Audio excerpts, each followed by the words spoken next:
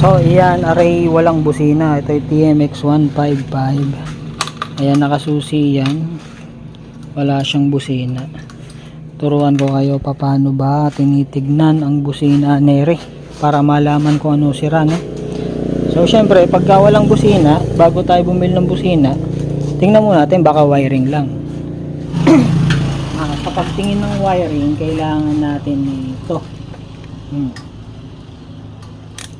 Ito ay digital multimeter. Set nyo lang sa DC voltage 20 kasi 12 volts lang naman ito, so hindi siya lalagpas ng 20. Gagawin natin dyan is alisin natin itong dalawang wire ng ating busina.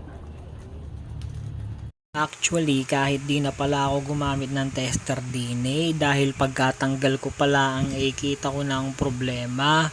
Ang naging problema nito ay ito. Ayan, putol yung isang terminal ng wire, kaya pala hindi bumubusina. Pero ituturo ko na rin sa inyo kung paano malalaan kung wiring ba. Halimbawa, wala iyang hindi natin makita kung saan ang putol. Kung wiring ba o busina talaga ang may sira. Papakita ko sa inyo iyon gamit ang ating multitester.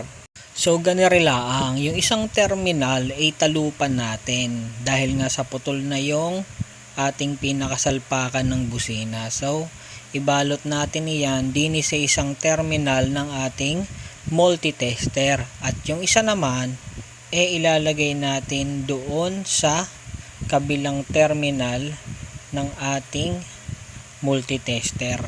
Pagkatapos susubukan nyong pindutin ang busina at titingnan nyo kung merong reading na 12 volts. Pag may reading na 12 volts, isa lang ibig sabihin nun, maayos ang wiring ng inyong busina. At kailangan nyo na ring magpalit ng inyong pinakabusina dahil malamang sa alamang iyon ang may sira. At sa case na to guys, dahil sa merong reading yung ating multimeter, susubukan natin ngayon yung lumang busina na isalpak ulit. Kasi nga naputol nga, para malaan natin kung talagang palitin ba o okay pa naman. Ayan, so ating nang naisalpak, subukan na natin. So ayun na nga, konfirmado, buo pa ang busina. Ang problema lang naputol nga ang kanyang wiring sa kanyang terminal kaya hindi na gumagana. Pero bumili rin kasi ng busina yung may-ari dahil pinabili ko siya. Kaya dalawang busina ang ilalagay natin. Lalagyan na lang natin ng capacitor ng electric fan para lumakas. So ayan, kumuha tayo ng wire pandugtong pampahaba sa ating wire ng busina dahil maglalagay nga tayo dito ng dalawang busina at lalagyan natin ng capacitor ng electric fan. Mamaya ipapakita ko sa inyo kung paano gagawin. Ngayon, gawa muna tayo ng pangpahaba ng wire ng ating busina. At iyan na nga idinugtong ko na nga ang karagdagang wire dito sa wire ng ating busina. At syempre, hahayaan lang muna natin na bukas yan dahil meron pa tayong itatap dyan. Diyan natin itatap yung capacitor ng ating electric fan, lumang capacitor ng ating electric fan, at yung wiring nung dalawang busina na ilalagay natin. So array yung sinasabi ko sa inyong capacitor ng electric fan. Naglagay na rin ako ng link sa ilalim kung saan kayo makakabili ng ganyan, no? 1.5 UF na capacitor ng electric fan. Kahit yung luma pwede naman, pero mas maganda kung bago. Ang trabaho kasi nito guys is mas pinapalakas niya yung kuryente. Katulad ng ginagawa niya sa electric fan, pinapalakas niya yung ikot ng electric fan dahil sa merong capacitor. Subukan niyo i-recta yung electric fan, mahina lang ang ikot. Kapag may capacitor, malakas ang ikot. So ganun siya, nag-iipon ng kuryente upang magbato ng malakas na kuryente. Yun ang trabaho niya. So iyan, akin nga lang tinalupan ng magkabilang wire ng capacitor at itatap na natin yan dito sa ating magkabilang wire ng ating busina. At iyan, naitap ko na nga ang ating capacitor sa magkabilang wire ng ating busina. Ngayon, syempre para safe, lagyan nyo ng electrical tape.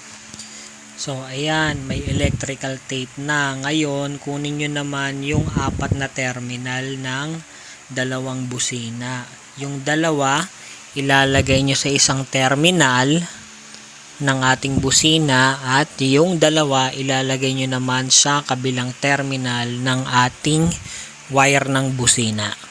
So ayan, ibuhold nyo lang ang wire ng gayaan, tapos lagyan nyo na iyan ng electrical tape.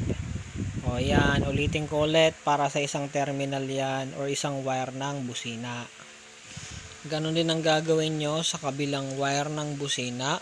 Lagyan nyo ng dalawang terminal kasi nga dalawa yung ating busina. So iyan, ikakabit na natin. Kabilaan yan. Yung isa, kabilaan din. Okay. Yan, kabilaan din. Tsaka natin yan tetestingin kung talaga bang malakas array. So, ayon, di hamak na mas malakas na kesa dun sa isa lang yung busina. So, ikabit na natin array upang atin nang masubukang maigi. Ayan, naikabit na natin. Ngayon, testingin ulit natin. So, ayun, dahil nga sa napansin ko, kapag pinipindot ko yung switch ng busina, parang naglulus. Kaya lilinisin na rin natin. Tanggalin natin areng din sa handlebar para malinisan. So ayan, dito ang gagawin nyo, kukuha lang kayo ng steel brush at syempre kaskasin nyo yung pinaka terminal ng pindutan ng busina. Okay, para kapag pinipindot nyo hindi siya naglulos. So kikiskisin lang yan ng gayaan. So ayan nga, at nagkulay tanso na rin siya. Okay na yan, wala nang dumi. Yan, tapos sukulin na natin yung mga tornilyo. Tapos testingin natin. So ayon, gumagana nga ng mainam. Kaya atin nang ibabalik array. Nang sa ganon maipasada na ulit aring tricycle na array. Ayan, kung gusto nyo ang bumili ng 1.5 UF na capacitor, nakalink sa description down below. Pati yung mga pinagagamit natin dito. Pati yung digital multimeter nasa baba lang. So, ayun, like, share, and subscribe. Maraming salamat sa inyo.